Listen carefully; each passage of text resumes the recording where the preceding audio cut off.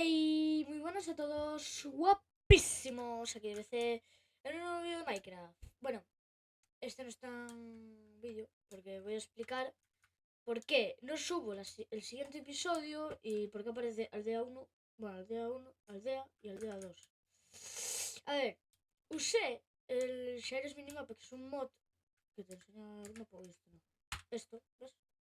No sé qué es esto negro, pero bueno, veis, ¿no? ¿Veis?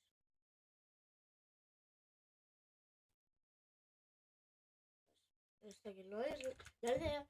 Y bueno, pues fui explorando por allí para tener algo que hacer en el episodio siguiente. Y vamos al grano. A ver, YouTube creo que es por copyright o no sé por qué, pero no me deja subir el siguiente episodio de Minecraft. Así que tendré que esperar o hacer el siguiente. Así que esto sería todo. Bueno, conseguí diamantes, 10 en total.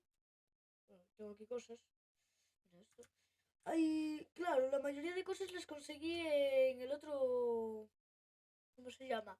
En el otro episodio que no puedo subir. Y eso me ha jodido bastante.